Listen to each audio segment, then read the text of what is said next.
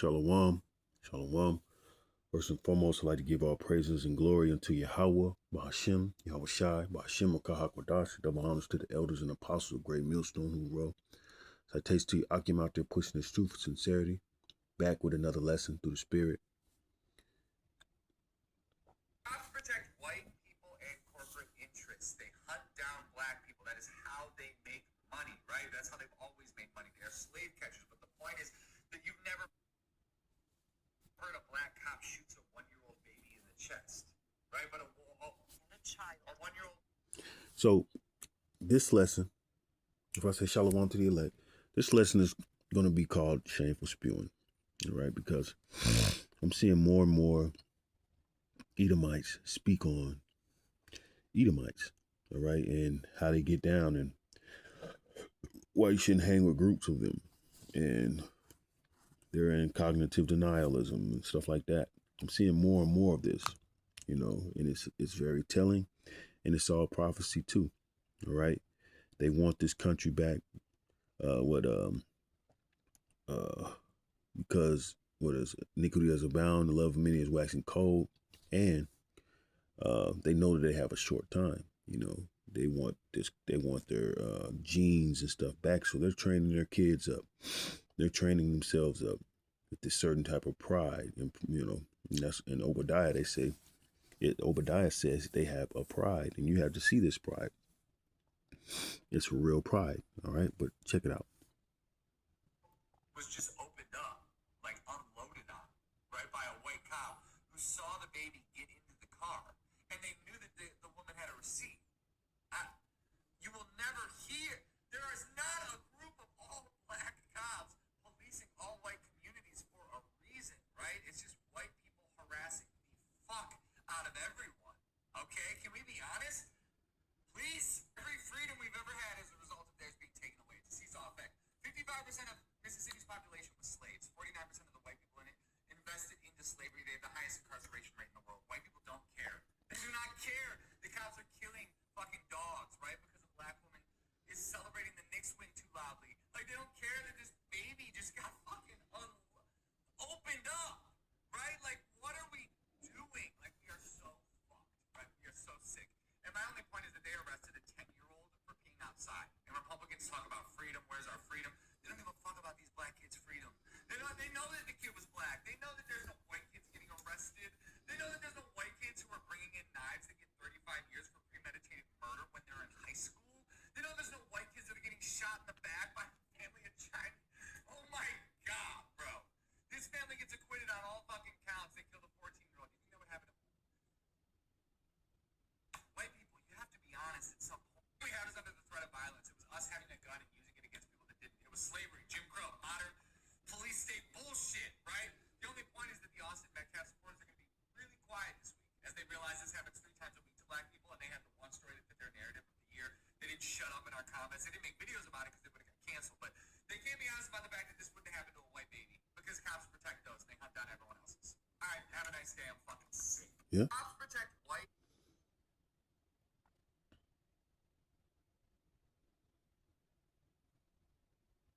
Do you think they left on this beach? Or did they leave without their phone? They said they left him because he was on another boat, and then we saw this fight, and now nobody knows. But we know they lawyered up the second they got home, and then they erased their social media and all their families' profiles. Their parents are judges, doctors. You know how this goes now. It's going to be a fatal accident or a suicide, like Tomla and overdose. But if you're hanging out with all white people, there's just some places you can't go. Historically speaking, you probably don't want to be the only black person in an all-white friend group. You should go out groups and to retreat. If one of their mom's a judge, you never know what's going to happen if you're outnumbered in an all-white friend group. We don't know what happened to Nolan, Tomla, Kendrick, or Ashley Robinson. You might even get away with it.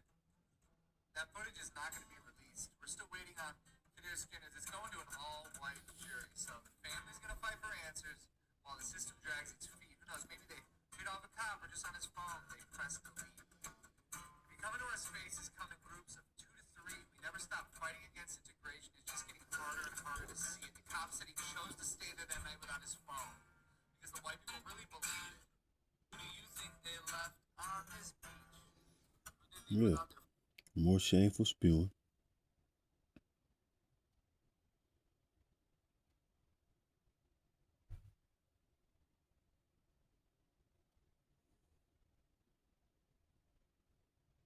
These anti-COVID, no mask, boomer segregationists did not raise their kids, quite literally, to replace a hood with a full face mask. The optics of that are terrible, right? I mean, the metaphors are perfect, right? And so you have white supremacists hiding in an African American history museum, forced to face the history that they say doesn't exist, while these other inbred kids are walking around going to cheerleading practice, practicing chants for the largest grinder beat up since the Republican convention, right? And so racism has never looked so gay. They're in a massive identity crisis, and I absolutely love that for them. And so on top of that, if you're wondering why there were no cops to quite literally arrest them, and they were all there to arrest the one guy holding up a sign peacefully, it's because all the cops were gay and marching with them. Never before have so many races been so obviously gay, but you can't be a gay Republican yet, right? So when you can, white sex rights are going to come before black civil rights on that side as well. My only point is under the constraints of human evolution and common decency, it's clear they're in a transition period. They're having an identity crisis. They're all closeted, walking around, and they all want to fuck each other. My only point is that I respect the ones that can show us their face a lot more than the ones that are smart enough to know they should shut the fuck up, because at least they know who to shoot. Why can't they just be gay? White people could just be gay and not hide behind fascist symbolism like Mussolini's flag or the Confederate flag, two sides that lost very easily and very embarrassingly historically, proving that they did not read history. I need to see their faces, not so that I can recommend them light reading, but so that we can hunt them down and do what they couldn't do to the Nazis and the Confederate soldiers. Every Confederate general was part, and that's why we're in this fucking mess we're in today, right? Black Panthers didn't wear masks. They were fighting racists. They were allowed to be themselves. So they didn't march like this. Racist, Christians, Zionists, Nazis, whatever. They're not going away until we make them, and their convictions are really weak, and they're stupid people, so they always hide when you start killing them. And so essentially, these two showed us their faces. This one's going to Argentina. We almost have to hurry, right? He's going to where all the Nazis are stationed.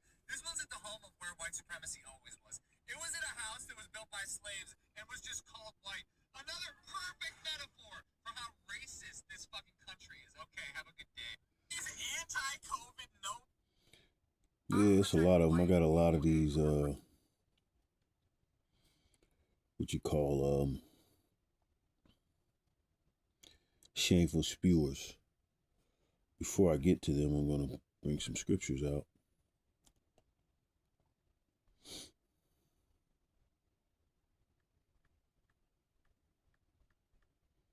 Because the obvious is the obvious. You know, they know, because it's getting to a point where it's embarrassing. It's embarrassing that they don't acknowledge this truth, but a lot of them, majority of them, these Edomites are going to carry on with this this ideology, and they're perpetual hate, pretty much. You know, they have a perpetual hate for Jake, all right, and they can't stop it. It's spiritual, all right. Habakkuk chapter 2 verse 16. Thou art filled with shame for glory, because look, they used to have postcards with our people on it. They used to be proud. You know, those postcards with our people hanging. Those white folks were showing their faces, happy. They did it after churches and stuff like that. It was their thing, all right. Terrorizing Jake, terrorizing our people. They did the same thing to the Northern Kingdom too, all right. This was a thing. Now they're in shame. That's why they do these marches and cover their faces and stuff like that. You know, it's all a shame. They'll say this is the greatest country in the world, but it really isn't. All right. But Habakkuk chapter 2 verse 16, thou art filled with shame for glory. Drink thou also, and let thy foreskin be uncovered. The cup of the Lord's right hand shall be turned into thee, and shameful spewing shall be on thy glory. So with the Carmelo Anthony situation, with the Austin Metcalf, and the young man was defending himself, they tried to make it seem like that's like only thing, but it shows that every day our people are getting killed and attacked, and nothing's being solved. And then you got Edomites telling you don't hang with nothing. A lot of Edomites, because they wait on you to die. They want to kill you. All right. They're waiting on that moment. All right. Let me see.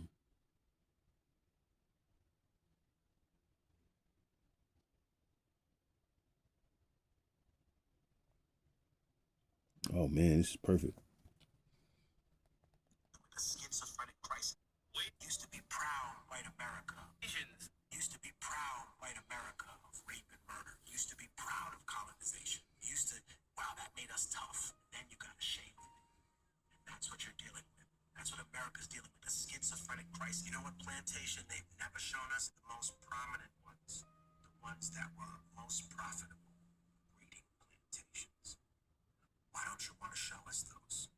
You know why? You realize that the moment that a girl menstruated, she was put in a stable where a horse would be and forcibly mated, forcibly raped by a male of the slave master's choice.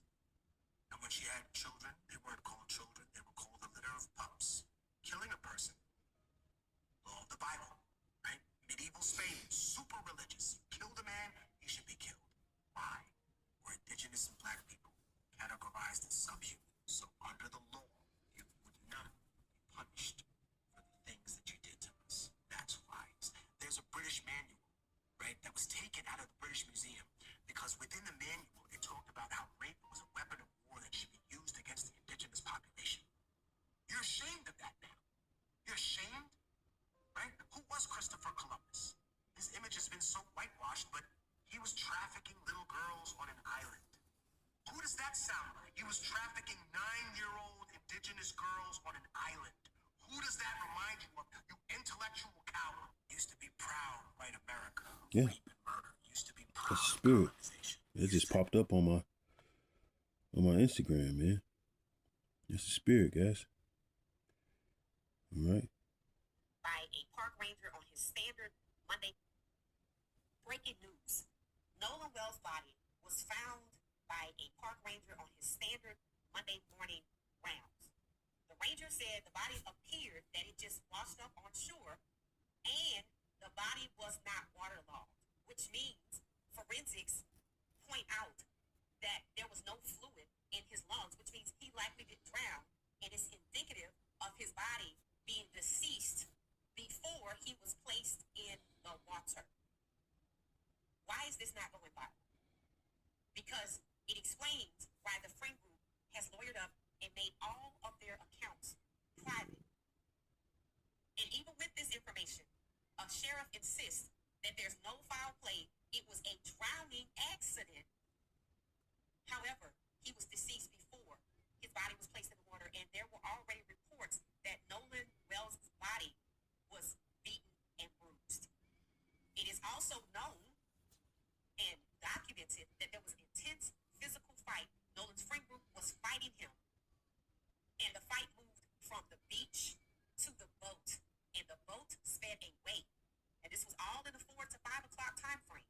And when the boat returned and docked and continued to party, and was seen partying at 7:30 with the same friend group minus Nolan, who was nowhere in sight, and they acted as if nothing happened. Nolan Wells was only identifiable via dental records and DNA, which meant his body, clearly his face, was so badly maligned that they didn't know it was him. You don't need dental records for somebody that supposedly drowned but was not waterlogged 24 to 36 hours ago.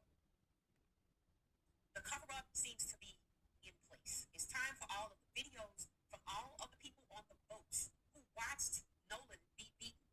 And there is one post on social media that says, Nolan fought back. I promise you he did.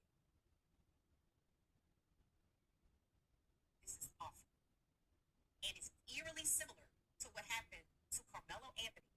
And had he not been able to defend himself, he likely wouldn't have survived as well, because a mob attacked him while he was isolated. Let me know your thoughts. Thanks for watching What She Said Sports. And ultimately, it's all judges. It's all judgment, you know. And it's ultimately letting us know that, you know, our people need to get right with the Lord. All right, we need to get right with the Lord go hand join in hand. We need to be set apart. You know, you got to know your enemy. Jake does not know his enemy. Jake does not know his enemy. And that's for all part of the white supremacy shit going on, man. You don't know your damn enemy, man. You got no business hanging around these fucking devils, man. You know? Look, shameful spewing. Killed an enslaved man, cooked him. Maybe 1837 on the Portuguese slave. 1837 on the Portuguese slave ship, the Aragante. The captain killed an enslaved man, cooked him, and made the other enslaved people eat him. What? And the crew ate the organs. In 1831, after Nat Turner's rebellion, they desecrated his body after his execution, and then some sources state that they boiled down his body to a medicinal substance for white people to consume as an act of final triumph. Vincent Woodward has a whole book about the incidents of this happening, the consumption of black bodies, not just literally, but physically, intimately. It's well documented. And within that book, there's another slave owner, a Kentucky man, who butchers and cooks an enslaved person in front of other enslaved people as a form of psychological terror. And then in 1888, the Mercury in Philadelphia releases an expose exposing white doctors who are tanning the skin of black people to make shoes and cigar boxes. Oh my God. One of the physicians was quoted as saying that black skin makes a specifically enduring leather. There was also cases in Mississippi of them making belts and purses and things from black skin. They also used black babies as alligator bait. That's documented in multiple sources. They thought it was so hysterical they made postcards about it. Would use them as bait to hunt alligators, or would just feed them to alligators. If you really want to go for wild riding, you can stomach the truth. Thomas Thistlewood's diaries, called the Thomas Thistlewood Papers or the Thistlewood Papers, the slave owner himself kept a documented, detailed diary of all of the torture he inflicted on his slaves, including 3,800 cases plus of SA against black women, probably one of the most common crimes across the slave trade against black women. And he also invented what was called the Derby's dose, where he would flog a slave and then rub pickle juice or lime juice into their skin and then make another enslaved person defecate in their mouth. Typically, those kind of infractions would be eating a piece of sugar cane because they were hungry. And no, Miss Ma'am, you don't know who you're talking about. Madame Lalaurie did not eat her slaves. What she did do is chain them up with iron collars, where she tortured and mutilated them, peeled their skin into strange shapes, and then murdered them. Just because you people are not educated enough to know what actually happened and you don't want to believe it because it makes you uncomfortable doesn't mean it didn't happen. And you wonder why I do what I do to make sure that we never, ever forget what these savages, these ungodly, demonic people have done to us for centuries. This is why.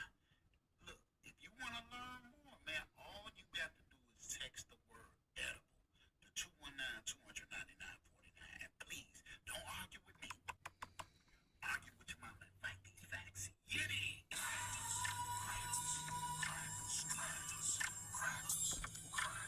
But yeah, shameful spewing, man. This is what's happening. This is what we got to know. This is what we got to know, man. It's happening all over. Let's go to my save joints. Cause this thing is getting crazy, y'all. And then on top of that, we have war. All right. Let me show you. This is that more shameful spewing. It's either going to get me canceled or this is going to be a hot take, and it's either going to get me canceled or we're going to be like, you're right. So here we go. I'm just going to say it. Black people have got to stop hanging out with groups of white people. And I mean that. If you're going to be the only black person in that group, go home. Go home. Because these days, you just can't trust white people anymore. Obviously. It happens time and time again. You see one black person hanging out with their group of white friends, and they're like, oh, I've known these guys for forever. We grew up with them. I'm the only black person in the high school or something like that. Especially down here in the South, okay? Down here in the South. Obviously, we realize that these pieces of crap, the white people, will turn on you. They will turn on you quick. So not only do y'all have to be worried about the police, now you need to be worried about your group of white friends that you grew up with. And am I saying every white person's like that? No, obviously not. Okay, but better be safe than sorry, right? And that's a shame. But I just keep seeing it happen. And like over the past, like, you know what, 2 or 3 years, especially, if you don't talk about, people have just gotten louder and prouder about it. So really, it all boils down to like a lack of empathy these days. That's a whole nother subject though. But yeah, it don't come from me about my hair. I just had to run in 5 miles. This is gonna be a hot take. And the scripture does say, "Never trust thine enemy." If you, I know my phone is a little low. I gotta get it cleaned out or something like that. But the young lady said black people never hang with groups of white people. It's not safe. And the Lord always told us, never trust thine enemy. All right.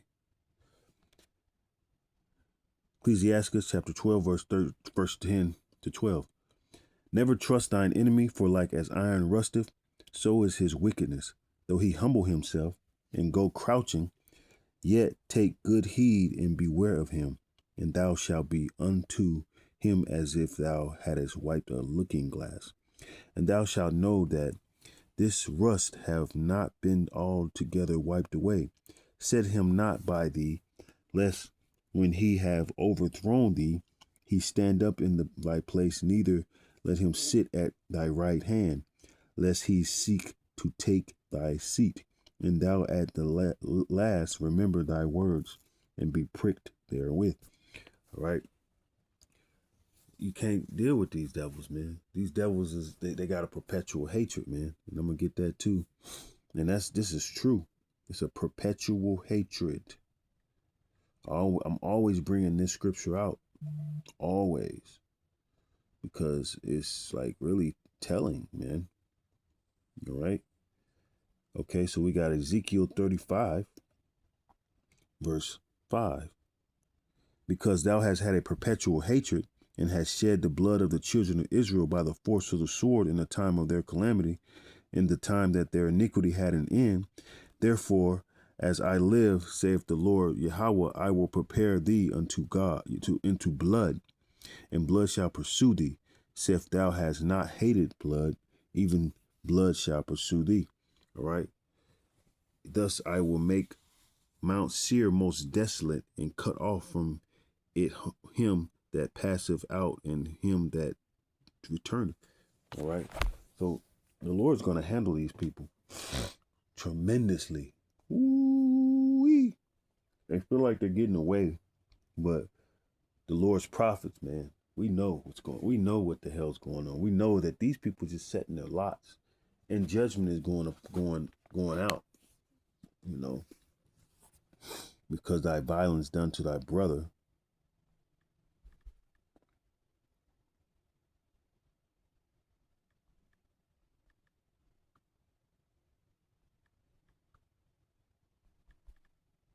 Thy brother Jacob. All right. Obadiah chapter 10. For thy violence against thy brother Jacob, shame shall cover thee, and thou shalt be cut off forever. All right. So, hey, they keep bringing violence towards Jake. It's constant. It's constant, and they talk blasphemes about it. They want to start race wars. They want to kill off Jay because of the perpetual hatred, and it's never going to go anywhere. Jake crying, "I has to stop. You guys have to stop." They never stopped, and they never will. It is what it is. You have to repent and get right with the Lord, because when Jacob's trouble comes,